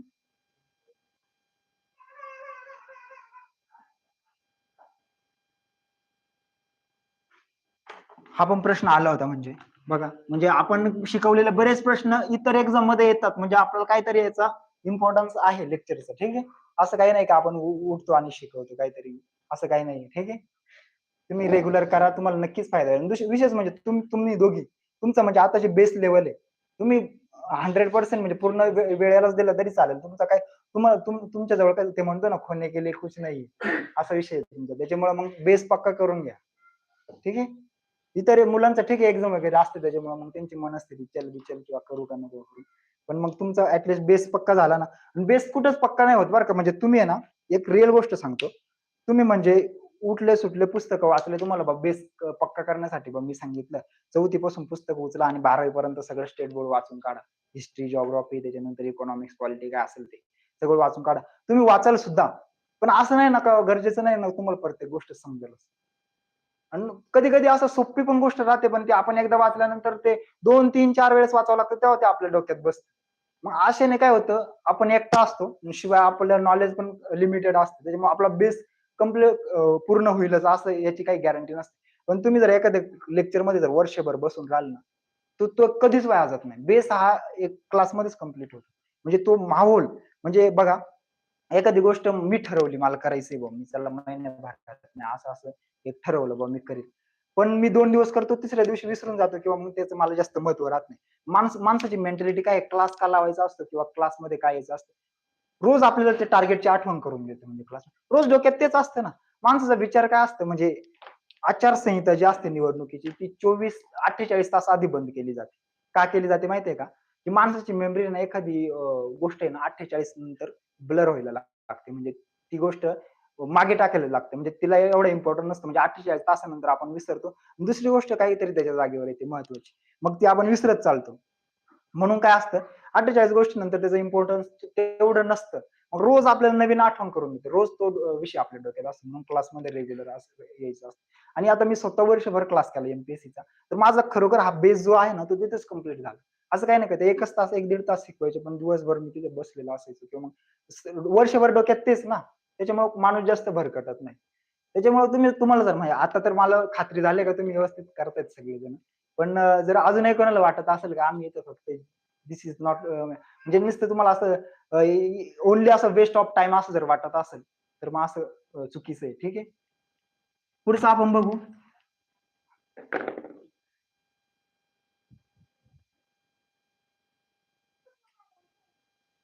नाही, त्याच्या आधी एक प्रश्न होता. तुम्हाला अनुच्छेद म्हणजे कलम शिकवले होते, कसले? मूलभूत हक्क. मूलभूत हक्काचं कलम कुठून ते कुठपर्यंत आहे? कुठून ते कुठपर्यंत आहे? 12 ते 35. एक तर तुम्हाला हे विचारलं जातं, किंवा मग त्याच्यामध्ये पहिल्यांदा आहे समानतेचा अधिकार. 6 प्रकारचे मूलभूत हक्क आहेत ना, मग समानतेचा हक्क. समानतेचा हक्क आपल्याला कुठून दिलाय? 14 ते 18, बरोबर का? 12 आणि 13 फक्त व्याख्या दिले. 12 मध्ये राज्याची व्याख्या सांगितली, म्हणजे राज्य आपल्यावर अन्याय करू शकत नाही किंवा राज्य डिस्क्रिमिनेशन करू शकत नाही, भेदभाव करू शकत नाही. पण मुळात राज्य म्हणजे काय? राज्य आपण कशाला समजायचं? ते कलम 12 मध्ये दिलं. म्हणजे नुसतं सरकारला राज्य समजायचं का? तर नाही. राज्य म्हणजे काय? की राज्य सरकार ज्या किंवा केंद्र सरकार ज्या कंपन्यांना किंवा ज्या संस्थेला अनुदान देत असेल सरकार, त्याला पण आपण राज्य म्हणू शकतो. मग ते पण आपल्यावर अन्याय नाही करू शकत किंवा ते पण आपल्याला डावलू नाही शकत. किंवा मग सार्वजनिक ज्या कंपन्या आहेत म्हणजे जसं गेल किंवा रेल्वे वगैरे झाली, बीएसएनएल झाली, सरकारी कंपनी आहे. मग त्याला पण आपण राज्यच समजायचं, सरकारच समजायचं. ती पण आपल्यावर अन्याय करू शकत नाही. म्हणजे राज्य शासनाच्या अखत्यारीत जेवढे प्राधिकरण येतील का त्याला पण आपण राज्य म्हणायचं. याच्यात 12 मध्ये ती व्याख्या दिली. 13 म्हणजे न्यायालयीन पुनर्विलोकन. म्हणजे काय? एखाद्या ह्या 14 पासून तर 35 पर्यंतच्या हक्कावर एखाद्या याच्यावर आपल्याला अन्याय झाला असं वाटलं आणि मग आपण काय केलं, त्याच्यावर आपण न्यायालयीन पुनर्विलोकन म्हणजे काय, असा एखादा कायदा असा वाटतो आपल्याला, तुम्ही जास्त हे बोलू नका, नाही तर बाहेर जाऊ शकता तुम्ही, ठीक आहे. तुम्ही दोघं, ठीक आहे. तर काय होतं की एखादा कायदा समजा कायदा करून कायदा आणला पण तो आपल्याला वाटतोय का हा काही रिलेव्हंट नाहीये, म्हणजे आपल्याला हा कायदा आपल्यावर अन्याय करू शकतो. मग आपण न्यायालयीन पुनर्विलोकन म्हणजे न्यायालयात त्याच्या विरुद्ध आपण दाद मागू शकतो का हा कायदा आम्हाला काही फायद्याचा नाहीये. त्याच्यामुळे न्यायालयीन पुनर्विलोकनचं 13 आपल्याला कलम सांगतं. जर कायदा चांगला असेल तरच तो ठेवा, नाहीतर अन्यथा तो बाद पण करता येऊ शकतो. तर 2 कॉन्सेप्ट आहेत, कायद्याचं राज्य आणि कायद्याने प्रस्थापित राज्य. कायद्याची योग्य म्हणजे इस्टॅब्लिश बाय लॉ असं 2 प्रकार आहेत. कायद्याची योग्य प्रक्रिया आणि कायद्याने केलेली प्रक्रिया. आता हे कायद्याची योग्य प्रक्रिया. आता हे तुम्ही पुस्तक वाचलेलं तुम्हाला दिसेलच पण कळलं असं नाही बरं का, म्हणून सांगतोय. कायद्याची योग्य प्रक्रिया. राज्यशास्त्रामध्ये 2 कॉन्सेप्ट मानले जातात आणि कायद्याने प्रस्थापित केलेली प्रक्रिया. Law establish by rule establish by law. कायद्याने प्रस्थापित केलेली प्रक्रिया किंवा कायद्याची प्रस्थापित प्रक्रिया. प्रस्थापित प्रक्रिया. या 2 गोष्टीवर आपण कायदा करू शकतो आणि नियमन करू शकतो, जनतेला कंट्रोल करू शकतो. तर कायद्याची योग्य प्रक्रिया ही युएसए म्हणजे अमेरिकेकडून घेतलेली आहे, म्हणजे अमेरिकेची स्वतःची कन्सेप्ट आहे अमेरिका.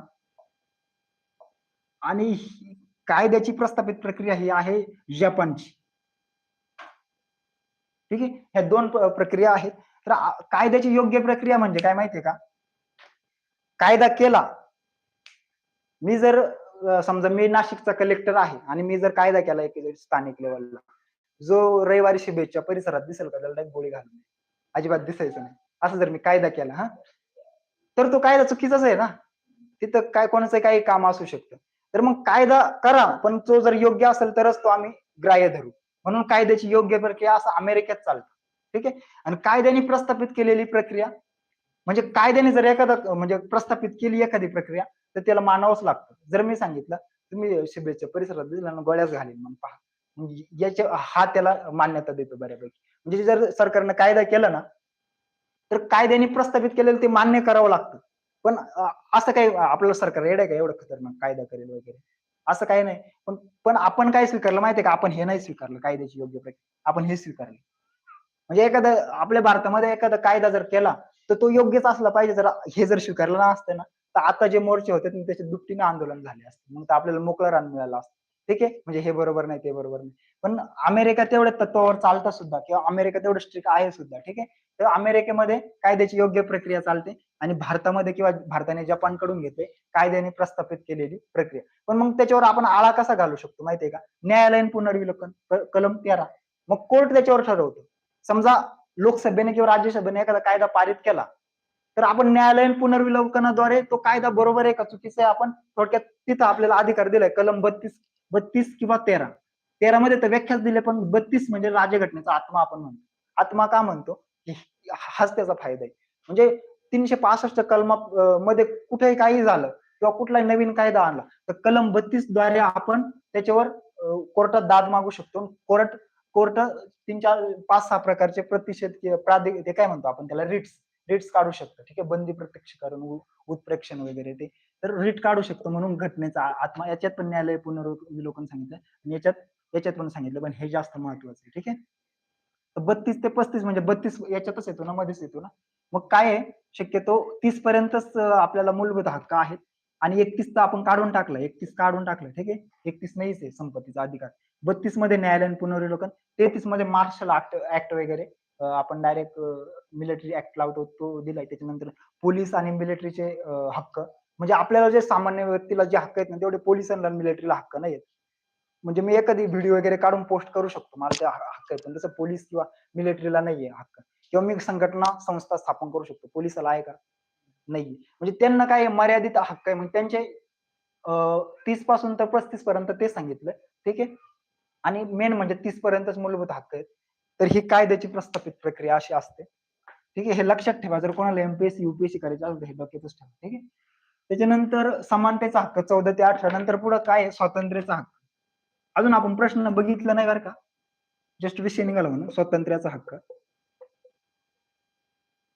मग 18 ते किती आहे, 19 ते 19 एकटाच आहे. काय 6 प्रकारचे स्वातंत्र्य 19 मध्ये कोणकोणते आहेत? संघटना स्थापन करायचा, कुठे वास्तव्य करण्याचा, ठीक आहे. अजून काय आहे?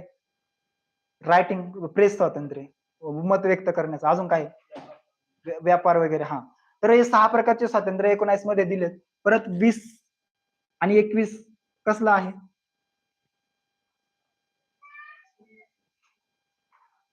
ठीक आहे, एकदा बघून घ्या तुम्ही. हा,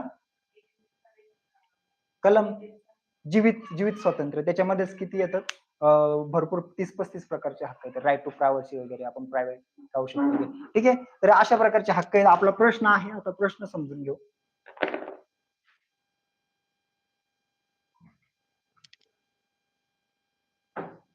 ठीक आहे, प्रश्न आहे कलम 29 खालीलपैकी कशाशी संबंधित आहे? तर 29 विचारला होता म्हणून आपण मूलभूत हक्कावर गेलो. 29 कशाशी संबंध आहे, ते संबंधित आहे. मला माहिती आहे गणेश सरांनी हे शिकवलंय. जर तुमची व्यवस्थित रिव्हिजन झाली असेल किंवा माहित असेल तर हा प्रश्न तुमचा माझा बरोबर आलाय. कॅन्डिडेट आन्सर आहे बघा.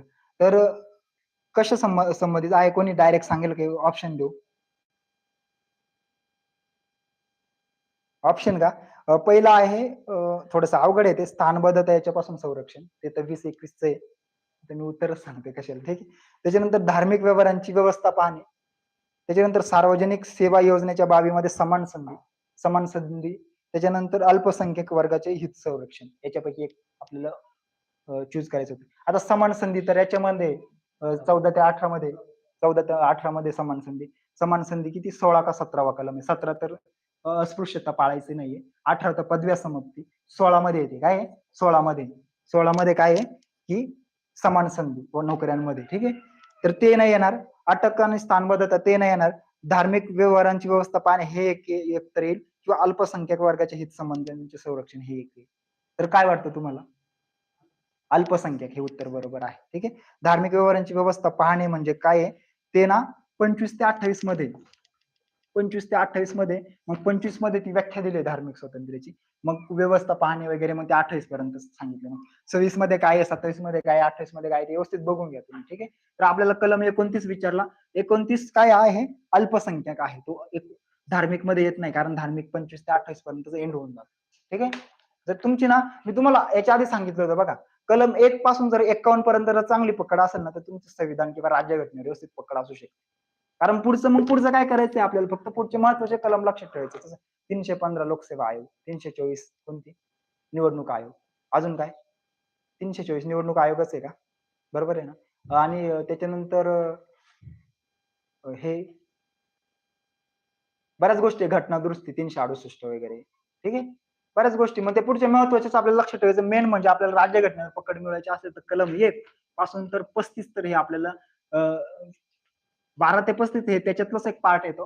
पण 1 ते 51 मध्ये जर आपलं 51चं काय आहे, मूलभूत कर्तव्य, बरोबर का.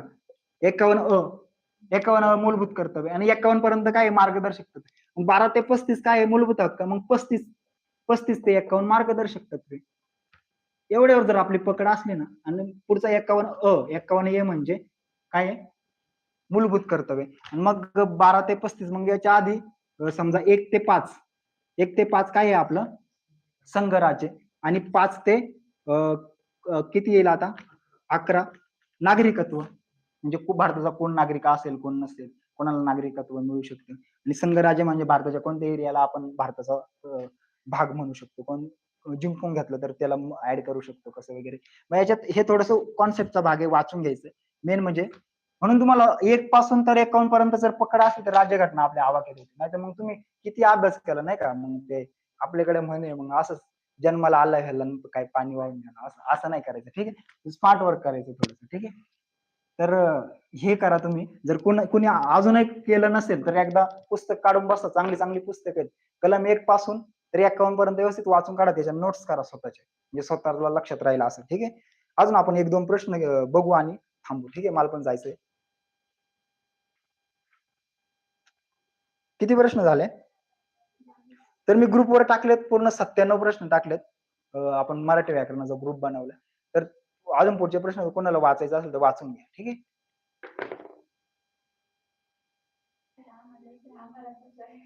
ठीक आहे, तुम्हाला जॉईन करतो किंवा वैयक्तिक पाठवतो. ठीक आहे, नाही तर जॉईन. ठीक आहे, जॉईन करतो. तर आहे ना, भारतीय संविधान सूचीमध्ये 1 ते डॅश डॅश पर्यंतचे विषय आहेत. संघ सूची, राज्य सूची आणि समवर्ती सूची तुम्हाला शिकवली होती. ठीक आहे, कोणी? गणेश सरांनी. ठीक आहे, संघ सूची,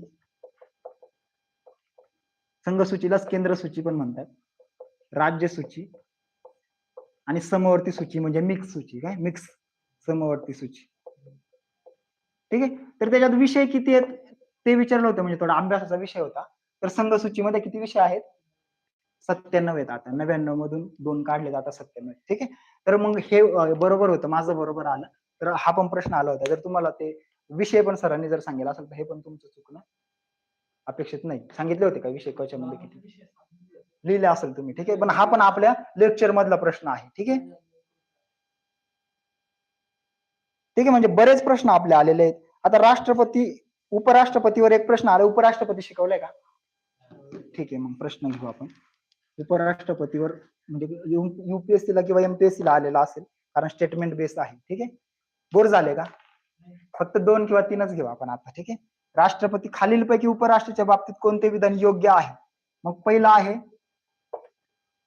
उपराष्ट्रपती राज्यसभेचा पदसिद्ध अधिकारी असतो. उपराष्ट्रपती गणेश नारळे, उपराष्ट्रपती राज्यसभेचा पदसिद्ध अध्यक्ष असतो. बरोबर किंवा चूक आहे? गणेशच लिहून होतं बरं का माझं असं कधी.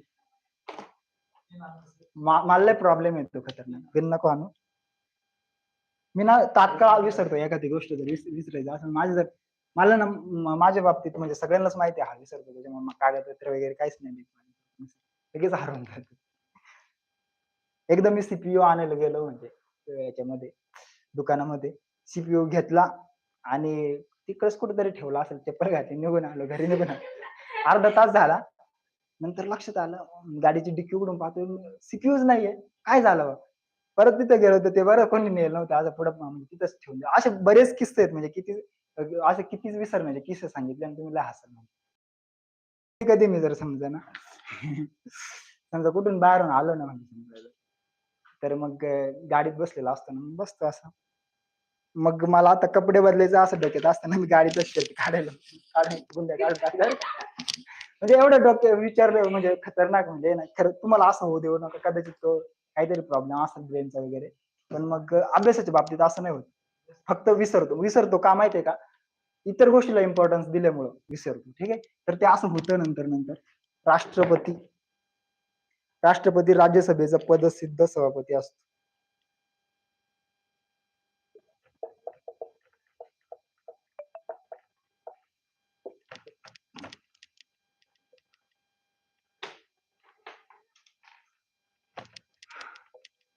अध्यक्ष असतो. ठीक आहे, सांगत जाईल, 4ही संपले वाटतं. बरं आहे पदसिद्ध अध्यक्ष असतो.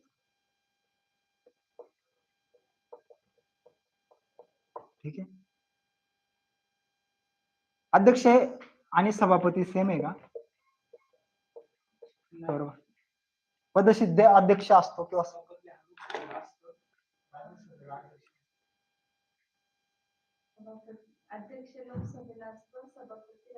Vice president is the x office व चेअरमन ऑफ द राज्यसभा. ठीक आहे, म्हणजे आहे ना त्यांनी आहे ना सभापती दिलाय म्हणजे इतर रिअल याच्यामध्ये सभापती दिलाय पण इंग्लिश मध्ये चेअरमन दिलंय म्हणजे त्याचा अर्थ आपण अध्यक्ष ठेवू. ठीक आहे.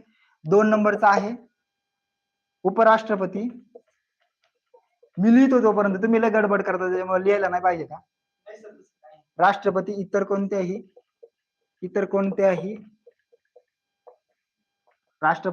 कोणत्याही लाभाचे पद धारण करू शकत नाही. लाभाचे पद धारण करू शकतात.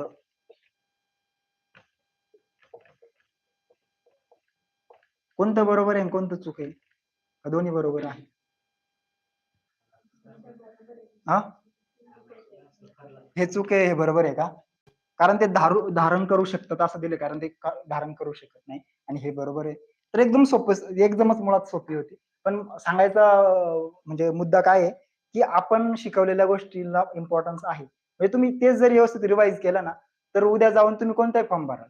म्हणजे आता एक स्टेज आपली अशी येते की आपण टाइमपास कुठलाही फॉर्म भरला, परीक्षा दिली तरी स्कोर येऊन जातो जर आपला बेस पक्का असला.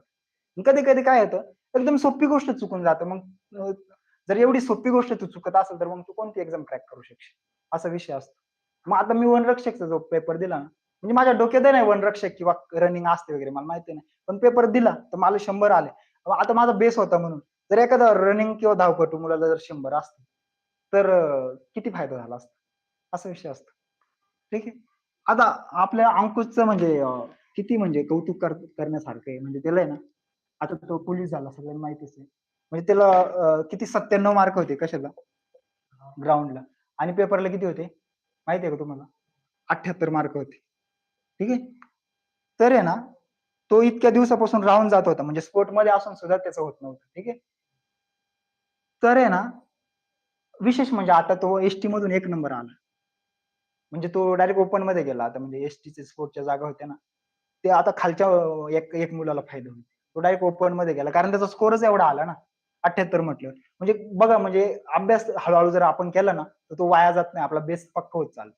आता त्याची वनरक्षकचीच गोष्ट आहे. वनरक्षकला 54 मार्काला क्वालिफाय होतं, म्हणजे 54च्या पुढे जे असतील ना त्यांनाच रनिंग मध्ये भाग घेता येईल किंवा रनिंग देता येईल. तर त्याला 54 पेक्षा कमी होते, म्हणजे त्याला रनिंग पण देता नाही आली. आणि तिथं जर त्याला 100 असते मग कधीच, असा विषय. तर मग तेव्हा 54 वनरक्षकला पडले नाही, आता 78 स्कोर केला, म्हणजे किती डेडिकेशन असेल, असा विषय असतो. म्हणजे वाया जात नाही, फक्त आपल्याला डेडिकेशन पाहिजे आणि अभ्यास रेग्युलर पाहिजे. तर म्हणजे एक काळ असा होता का सिलेक्ट होत नव्हता, आता 1 नंबर आला, असा विषय असतो. ठीक आहे. आता शेवटचा आपण एक बघू.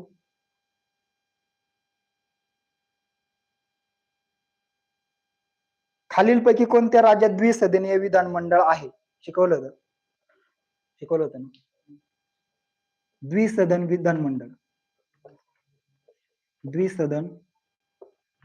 विधानमंडळ गणेश सरांनी शिकवलं होतं, मला माहिती. तर 6 राज्यांमध्ये फक्त, बरोबर, 6 राज्यां म्हणजे राज्य टोटल स्टेट किती आहेत भारतामध्ये? 28 आहेत ना. मग 28 पैकी फक्त 6 राज्यांमध्ये विधानसभा आणि विधान परिषद दोन्ही आहेत. विधानसभा, इतर उरलेल्या राज्यांमध्ये फक्त विधानसभाच आहे. पण 6 राज्य असे आहेत की तिथे विधानसभा आहे आणि विधान परिषद सुद्धा आहे.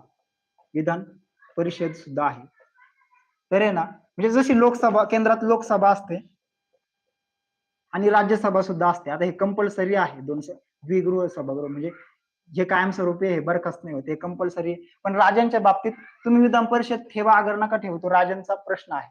पण मग असं 6 राज्य असे आहेत की त्याच्यामध्ये विधानसभा पण आहे आणि विधान परिषद पण आहे. महाराष्ट्रात आहे विधानसभा विधान परिषद दोन्ही. म्हणजे महाराष्ट्र माहित पाहिजे, माहितच आहे आपल्याला. मग इतर 5 माहित पाहिजे आपल्याला.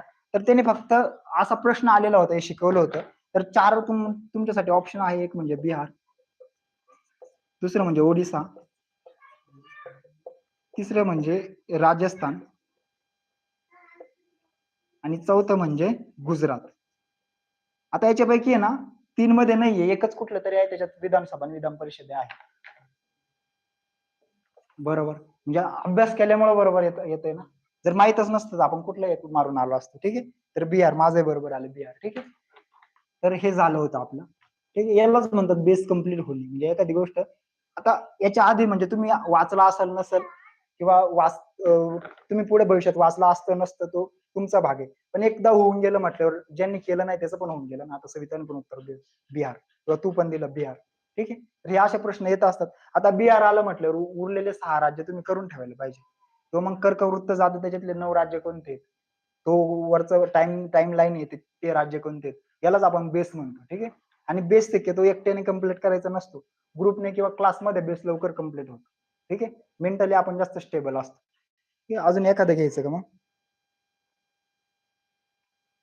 संविधान दुरुस्ती वगैरे, स्थानिक स्वराज्य संस्थेची संविधान घटना दुरुस्ती किती आहे? लय सोपं आहे, इझी आहे, कुठेही दिसतं आपल्याला.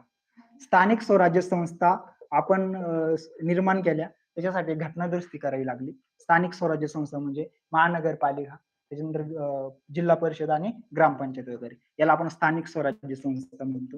मग त्यासाठी आपल्याला घटना दुरुस्ती करावी लागली, ते पण गणेश सरांनी शिकवलं होतं, स्थानिक स्वराज्य संस्था. तर ऑप्शन देऊ का? 72, 74, 73, 76. तसेच ऑप्शन आहेत. ठीक आहे,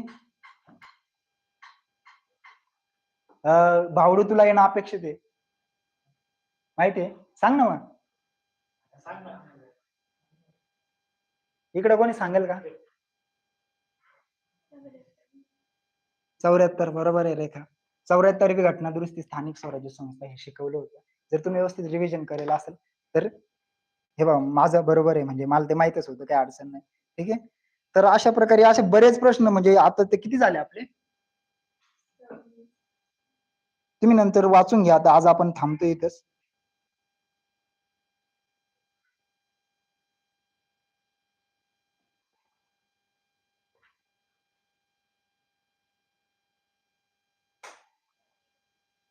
सतरा कशाशी संबंधित आहे? कलम 17 हे पण आलं होतं आताच मग सांगितलं. अनटचेबल. ठीक आहे, 18 पदव्या नष्ट करणे आणि 17 अनटचेबल म्हणजे अस्पृश्यता नष्ट करणे. 17 ते पण आलं होतं, ते पण झालंय आपलं. मूळ संविधानात किती अनुसूच्या होत्या ते पण आले? 8. ते पण बरोबर आहे.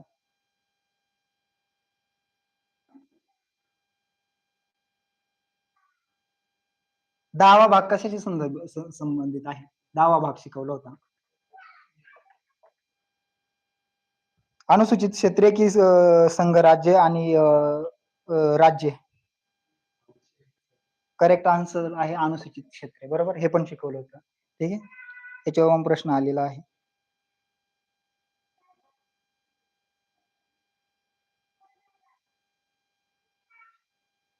बघा, हा प्रश्न घेऊ आणि थांबू आपण. हा प्रश्न मी शोधत होतो. शेवटचा प्रश्न आहे आता. युपीएससीने किंवा एमपीएससीने विचारला होता. राज्यसभेच्या सदस्यांबाबत खालीलपैकी कोणते विधान योग्य नाही म्हणजे चुकीचं ओळखायचं आहे? पहिला आहे, राज्यसभेची एकूण सदस्य संख्या, राज्यसभेची एकूण सदस्य संख्या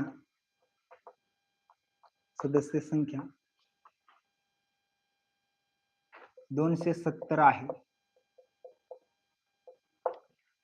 270 आहे.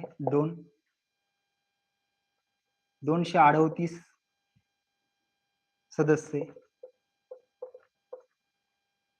विविध घटक राज्य. शेवटचं आहे, थोडासा दम काढा. विविध घटक राज्य व केंद्रशासित प्रदेश. व केंद्रशासित प्रदेशातून निवडून येतात. ठीक आहे,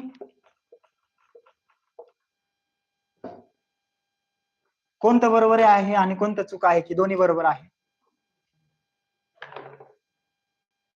दुसरं बरोबर आहे आणि पहिलं का चूक आहे? किती आहे एकूण, किती आहे मग? 250 आहे, बरोबर, म्हणून हे चुकीचं आहे. लोकसभेचे किती आहे? 500. जास्तीत जास्त सांगतोय मी, जास्तीत जास्त सांगतोय. 550 आहे का? 550 आहे. 550 आहे, 54 आहे. 550 आहे.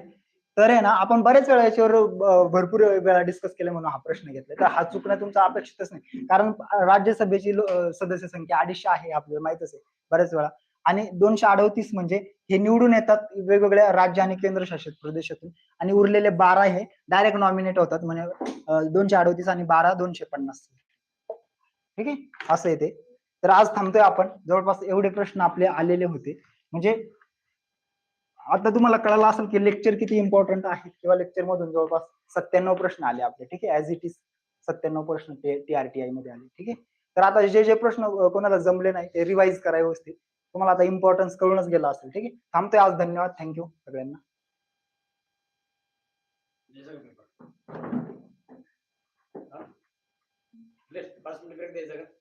हा, 5 मिनिटं.